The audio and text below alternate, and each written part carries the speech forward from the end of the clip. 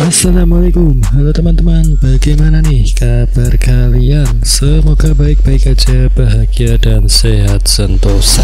Film Troll, bukan nge-troll ya guys, adalah film monster asal Norwegia tahun 2022. Kisah filmnya menceritakan sekelompok orang, bahkan pemerintah yang harus bersatu untuk menghentikan monster gunung batu troll kuno yang terbangun di pegunungan Norwegia dan mengancam kota dan keselamatan semua orang. Jangan lupa video ini adalah spoiler konten. Siapin makanan, minuman, camilan yang halal, santai and relax.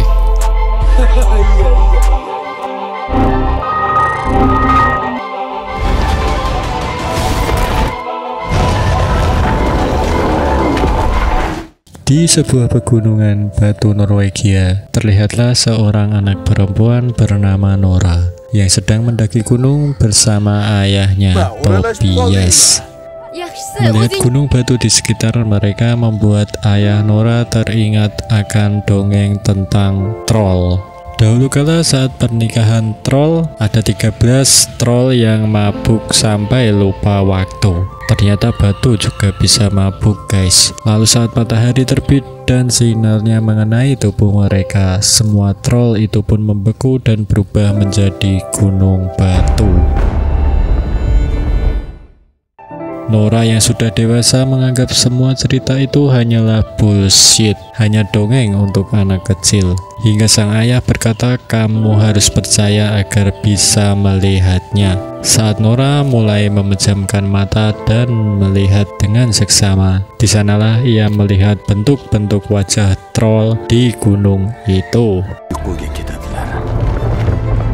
20 tahun kemudian, saat itu pemerintah sedang fokus melakukan penggalian Gunung Dovre untuk mewujudkan pembangunan jalur kereta yang baru. Di sana terlihat ada beberapa demonstran yang tidak setuju karena penggalian itu dianggap telah merusak alam. Untuk mempercepat proses penggalian, para pekerja sepakat untuk meledakkan gunung tersebut, dan setelah ledakan itu, sesuatu yang mengerikan terjadi menimpa mereka semua. Beberapa pesawat militer langsung dikirim untuk memeriksa keadaan di lokasi. Dari pemeriksaan itu didapatkan sebuah tanda jejak kaki raksasa yang bergerak ke arah selatan. Karena situasinya mulai mengkhawatirkan, militer pun terpaksa harus mendiskusikan hal ini dengan Perdana Menteri. Di markas operasional Angkatan Bersenjata Norwegia, Perdana Menteri datang bersama penasehatnya yang bernama Andreas. Di sana juga telah hadir para ahli dari berbagai bidang, termasuk Nora, yang saat ini berprofesi sebagai seorang profesor paleontologi. Paleontologi adalah ilmu yang mempelajari kehidupan praaksara. Paleontologi mencakup studi fosil untuk menentukan evolusi suatu organisme dan interaksinya dengan organisme lain beserta lingkungannya. Dalam rapat itu, para ahli mulai berspekulasi tentang jejak kaki yang mereka temukan. Namun anehnya tidak ada satupun dari mereka yang percaya bahwa bukti yang ditemukan itu adalah sebuah jejak kaki. Karena secara logika tidak akan ada makhluk yang memiliki jejak kaki sebesar itu. Pikiran itu pun akhirnya terbantahkan saat mereka melihat sebuah bukti berupa rekaman video dari ponsel salah satu demonstran. Dalam video itu terlihat jelas bahwa ada sesosok monster batu yang keluar dari Gunung Dovre dan meraung seperti binatang buas. Makhluk itu terus berjalan ke arah selatan dan menyapu bersih setiap tempat yang ia lewati.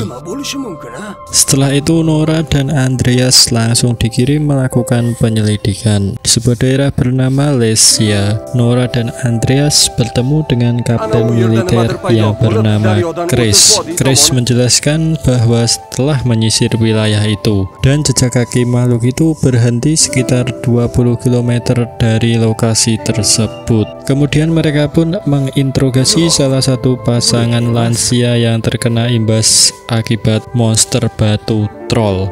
Sepasang suami istri itu berkata bahwa monster batu itu tampak seperti gunung batu yang bergerak. Selain itu mereka juga mendengar suara raungan dari monster tersebut. Setelah itu Nora meneliti jejak kaki dari monster batu itu. Sayangnya tidak menemukan tanda-tanda genetik apapun selain adanya batu dan juga tanah. Hal ini pun membuat Nora teringat akan dongeng troll yang sering diceritakan oleh ayahnya dulu. Meskipun Nora tidak ingin mempercayai dongeng anak kecil, namun semua bukti seolah-olah mengarah pada satu makhluk, yaitu troll. Alhasil Nora, Andreas, dan Chris akhirnya berangkat ke rumah ayah Nora. Sudah lama ayah Nora mengalami gangguan jiwa akibat penelitian troll yang ia kerjakan. Tidak pernah ada satupun orang yang percaya dengan penelitiannya, sehingga ayah Nora pun diasingkan oleh negara. Kini akhirnya ayah Nora bisa membuktikan bahwa semua penelitiannya itu adalah nyata. Karena hal itu, ayah Nora pun akhirnya diikutsertakan dalam misi ini. Sampai saat itu Nora dan yang lainnya masih tidak percaya pada semua perkataan ayah Nora. Sulit bagi nalar dan akal mereka untuk percaya bahwa troll benar-benar ada di dunia nyata. Nora bahkan sampai berdebat dengan sang ayah mengenai hal itu, hingga akhirnya mereka pun melihat buktinya dengan bangunnya troll di belakang mereka. Nah lo, Nora.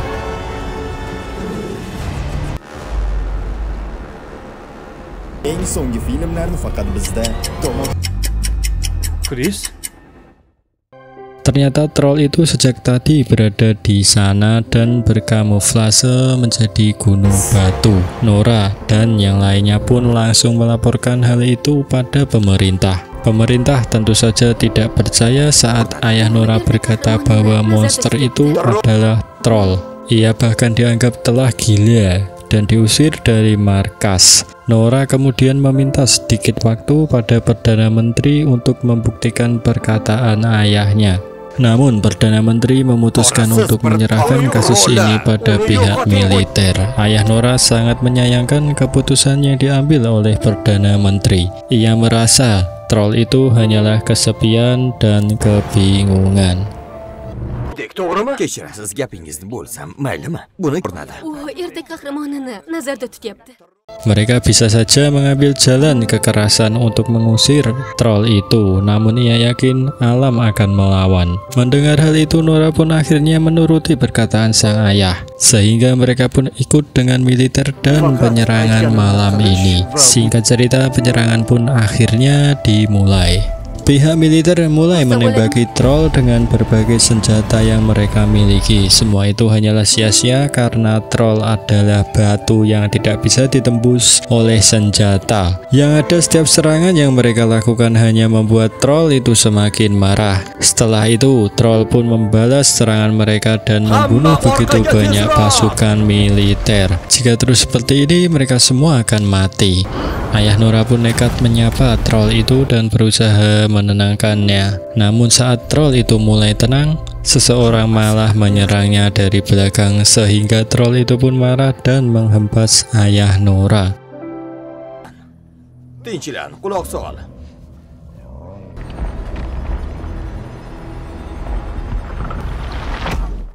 Nyatanya, jika mereka tidak melakukan apapun, troll itu sebenarnya tidak akan menyerang mereka. Di detik-detik kematiannya, ayah Nora pun berpesan istana raja dan rumah, yang semuanya pasti berkaitan dengan monster troll tersebut. Setelah kematian sang ayah, Nora semakin percaya bahwa makhluk yang mereka hadapi saat ini adalah monster troll seperti di dunia dongeng. Jika sesuai dengan dunia dongeng, maka troll akan ketakutan dengan suara bunyi lonceng. Untuk membuktikan hal itu, Nora dan yang lainnya pun melancarkan aksi mereka dengan membawa beberapa lonceng mendekati batu monster tersebut. Tak disangka, dugaan mereka benar-benar terjadi. lagi. Ternyata dongeng yang diceritakan oleh ayah Nora selama ini adalah kisah yang nyata. Berita kekacauan itu pun dengan cepat menyebar di berbagai negara. Masyarakat mulai panik dan mendesak pemerintah untuk segera menyelesaikan masalah monster troll ini. Apalagi diketahui bahwa troll itu kini mulai bergerak ke arah ibu kota. Sesampai di markas operasional, Nora mengusulkan agar mereka mencari tahu informasi tentang troll terlebih dahulu sebelum mereka mengambil tindakan selanjutnya. Meskipun Nora telah membuktikan perkataannya, namun kepala pemerintahan dan Perdana Menteri masih tidak setuju dengan Nora. Mereka lebih memilih untuk menghancurkan troll itu dengan menggunakan sebuah rudal. Berdasarkan keputusan itulah masyarakat di ibu kota langsung dievakuasi untuk mengosongkan wilayah target operasional. Nora dan Andreas tentu saja tidak setuju dengan keputusan itu, karena apa yang dilakukan oleh pemerintah hanya akan menghancurkan wilayah ibu kota. Saat Nora sedang berpikir, ia pun tiba-tiba teringat akan perkataan ayahnya sebelum meninggal, di mana ia sempat menyebutkan tentang raja, rumah, dan istana. Tak disangka semua itu pun mengarah pada satu tempat, yaitu istana kerajaan. Di sana mereka pun bertemu dengan pejabat senior yang bernama Richard Sanding. Nama Richard Sanding beberapa kali disebut dalam buku harian ayahnya, Tobias. Sehingga Nora pun berpikir Richard mungkin mengetahui sesuatu terkait semua ini. Sesampai di istana kerajaan, Richard pun menunjukkan sebuah terowongan tersembunyi. Tak disangka istana kerajaan Norwegia ternyata dibangun di atas kerajaan troll.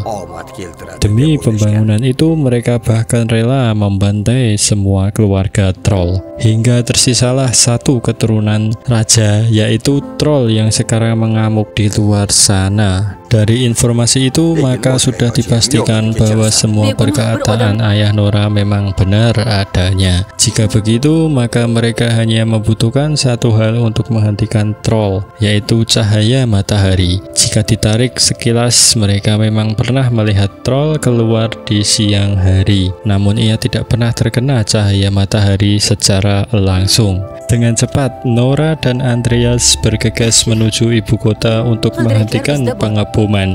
Nora juga meminta bantuan kepada Kapten Chris untuk membantu mereka, sementara Andreas menghubungi rekannya untuk meretas sistem markas. Sesuai rencana mereka pun berhasil menggagalkan pengeboman yang akan dilakukan oleh pemerintah. Di waktu yang sama terlihatlah Nora dan Andreas yang membawa kerangka kepala troll. Mereka kemudian memancing troll itu ke lokasi yang sudah ditentukan oleh Kapten Chris. Sesampai di sana, Kapten Chris menyalakan beberapa lampu penerang yang membuat troll itu pun kesakitan, kepanasan, dan lemah.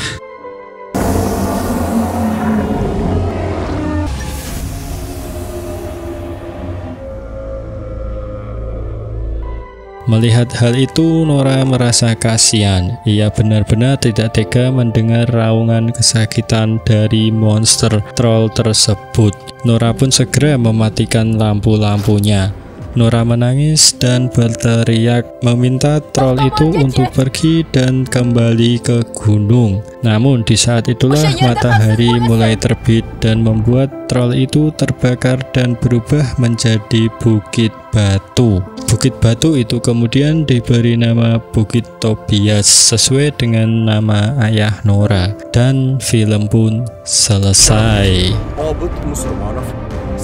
Sesuai dengan judulnya dan mungkin sudah bisa dilihat melalui posternya, film ini menampilkan monster troll sebagai bintang utamanya. Setiap kali monster troll muncul dalam film ini selalu berhasil memikat secara visual dan ambien. Tampilan CGI dan visual efek dalam troll tak sekedar berkualitas secara teknis, namun ada nyawa yang diaplikasikan pada monster tersebut untuk memberikan kesan yang mendalam. Oke teman-teman, sekian, semoga kalian terhibur. Terima kasih, jangan lupa subscribe. Sampai jumpa.